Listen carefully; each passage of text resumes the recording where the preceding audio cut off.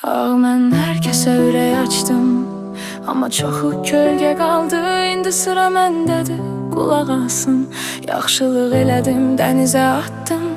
Mən öz qədrimi hər kəsə satdım. Kimin dar günündə mən yanındaydım. İndi baxıram ki tənha qalmışam, amma yıxılmadım, daha da artdım. Siz məni kiçik görmək istədiniz, amma mən hər çətinlikdə bir dastan yazdım.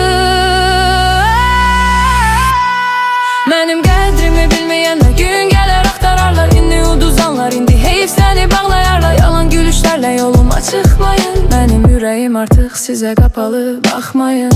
Mənim qədrimi bilməyənlər gün gələr axtararlar. Məni uduzanlar indi heyf səni bağlayarlar. Yalan gülüşlərlə yoluma çıxmayın. Mənim ürəyim artıq sizə qapalı, baxmayın. Dünən əlimdən tutmaq istəyənlər bugün uzaqdan tənə edirlər, amma bilmirlər ki mən sönməz bir ocağam.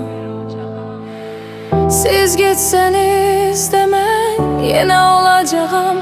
Qədrimi bilməyən özünü itirdi, mənim təmiz sevgim orada bitirdi.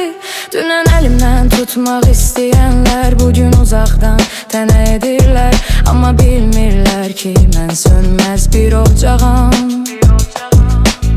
Siz getsəniz də mən yenə olacağam. Qədrimi bilməyən özünü itirdi, mənim təmiz sevgim orada bitirdi. Mənim qədrimi bilməyənlər gün gələr axtararlar. Məni uduzanlar indi heyf səni bağlayarlar. Yalan gülüşlərlə yoluma çıxmayın. Mənim ürəyim artıq sizə qapalı, baxmayın. Mənim qədrimi bilməyənlər gün gələr axtararlar. Məni uduzanlar indi heyf səni bağlayarlar. Yalan gülüşlərlə yoluma çıxmayın. Mənim ürəyim artıq sizə qapalı, baxmayın. Gec oldu, amma gücü oldu. Bundan sonra hər kəs layiq olduğu yerdə qalsın.